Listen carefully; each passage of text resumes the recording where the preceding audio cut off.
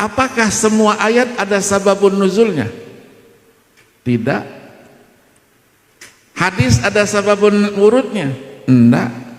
Tapi Muhammad Abu Syuhbah katakan ada dia, ibtidai ada. Kenapa? Karena wahyu tidak pernah diturunkan hampa kultural, enggak pernah. Jadi ada secara historisnya, sosiologisnya, antropologisnya, itu harus kita pahami. Bacanya Asbabul Wurud karyanya Imam As-Suyuti saja, Al-Luma' fi Asbabi Wurudil Hadis, itu hanya memuat 96 sababul wurud. Belum selesai, beliau sudah meninggal dunia dulu.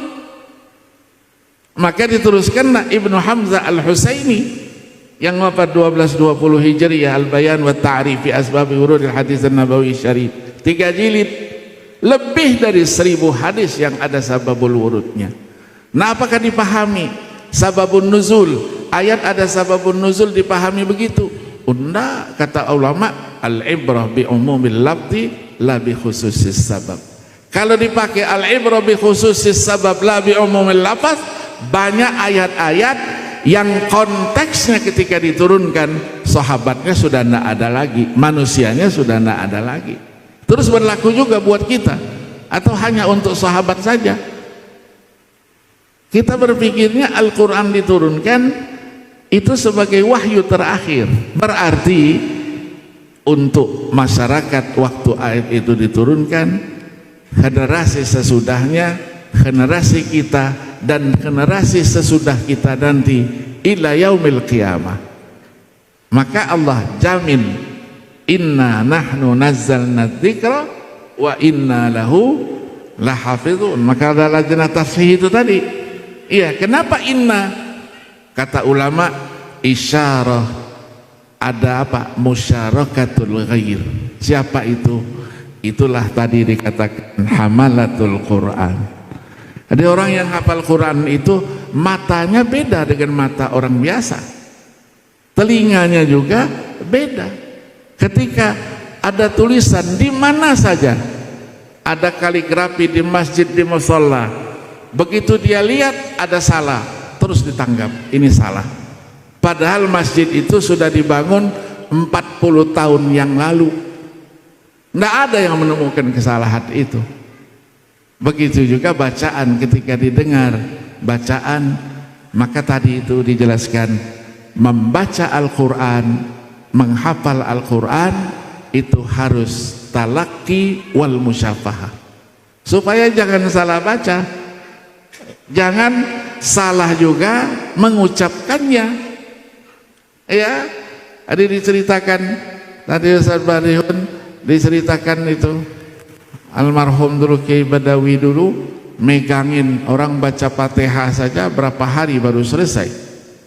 Saya juga begitu dulu sama ayah saya. Saya umur 5 tahun sudah jadi qori kemana-mana, haji kecil katanya. Karena ayah saya ahlul Quran di rumah. Kata ayah saya, baca Quran, belajar Al-Quran, kalau gurunya banyak ada variasi, tapi harus talaki. Ditunjuklah pada seorang guru, namanya Kiai Haji Muhammad Yusuf.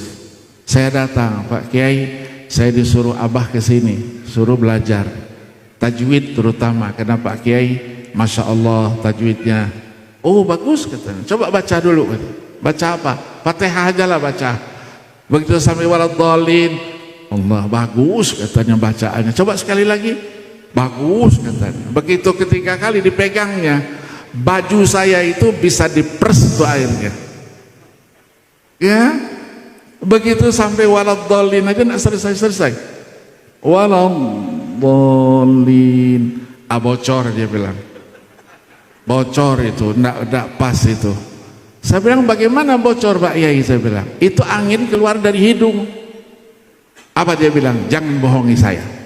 Kalau orang membaca tidak mungkin ada angin yang keluar dari hidung. Coba katanya, kalau masuk ke dalam diambilnya lilin di sudutnya, dipegang sama dia. Walau bergerak enggak itu? Enggak bergerak. Kalau sudah enggak bergerak baru benar bacaannya. Begitu sampai begitu. Ya, saya lapor sama abah saya, bah, Pak Kiai Yusuf luar biasa, bah. Luar biasa bagaimana? Nih baju saya basah nih semuanya. Baru baca Fatihah, belum baca yang lain. Artinya harus talaki wal musyafahah. Ya, itulah tadi sudah diperpanjang pembahasannya dengan sebutan sanad. Jadi kita harus ada tasalsul sanad, dan kita sudah terbitkan sanad itu. Ya, kita sudah terbitkan qiraatnya, sudah kita terbitkan dan sudah kita launching ya ketika kita musabaqah di Banjarmasin kemarin itu. Jadi kita kaya dengan ulama-ulama, dan itu perlu terus kita kembangkan sehingga sanad Al-Quran yang terus bersambung ya sampai dengan Allah Subhanahu wa Ta'ala itu menjadi bahagian yang harus kita ajarkan kepada anak-anak kita, termasuk disiplin ilmu agama. Semua disiplin ilmu agama harus ada sanadnya. Kalau tidak ada sanadnya, katanya as-sanad, katanya kalau tidak ada yuzilul barokah, tidak ada barokahnya. Saya dulu jemput bola, siapa yang pakar di sini, terutama dosen-dosen saya ngaji. Ini fikih, ngaji apa fikih? Karena ulama-ulama dulu itu, guru-guru saya dulu senior-senior, ngajar apa? Nggak pakai buku dia, hafal semua, matannya hafal. Ngaji Qalyubi dengan Syekh Mahmud Abdul Daim, ketika ngajar saya usianya sudah 96 tahun, meninggal dalam usia 109 tahun. Dikelari dengan Syafi'iyul Asr. Ngaji Qalyubi 3 bulan, dari habis asar sampai maghrib, belum pindah-pindah dari muqaddimahnya, dan tidak pernah berulang. Saya perhatikan dari hari pertama penjelasannya tidak pernah berulang. Terus saya tanya, mata nabda ya fadilatul syekh, kapan kita mulai?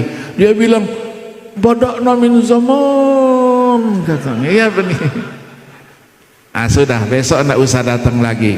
Mulai arwi hadzal kitab an syaikhi wa syaikhi an syaikhihi ajastukum. Dikasihkan semua. Itu keberkahan. Ya, itu keberkahan dari guru-guru. Nah, itulah yang dilakukan oleh para kiai-kiai pimpinan pondok, khususnya pondok tahfidzul Quran. Maka ada yang bisa mendeteksi, ada anak yang datang, diawasi sama dia kan, ya kamu bisa, ini pulang, ini bisa masuk, ini. Kenapa? Firasatul mukmin, dia sudah lihat mana yang mampu, mana yang tidak. Cepat hafalan perlu, tapi tidak ya menghilangkan tadi itu perhatian kepada tajwid apa gitu. Ya, saya juga di Medan, saya punya yayasan Hufaz Center Indonesia itu. Sudah 4 kali wisuda, 48 orang. Menghafalnya tidak perlu lama-lama, 3 bulan 10 hari. Paling lama 5 bulan 10 hari 20 hari. Kita tes hafalannya. Lancar-lancar saja, tapi betul-betul dipegang oleh anak-anak alumni Mesir yang hafiz-hafiz itu, dijadikan sebagai guru dan selalu mendampingi anak-anak itu. Terima kasih ya, sudah lewat waktunya ya. Pak Horyono sudah lihat jam lulu. Iya, karena nama saya kebetulan Akil. Akil itu artinya banyak akalnya. Orang Arab katakan al-aqil yakfihil isyarah. Yang banyak akalnya cukup dengan isyarah, tidak perlu dikasih surat tanda cinta enggak. Saya sudah mengerti. Terima kasih. Wallahul muwaffiq ila aqwamit thariq. Wassalamualaikum warahmatullahi wabarakatuh.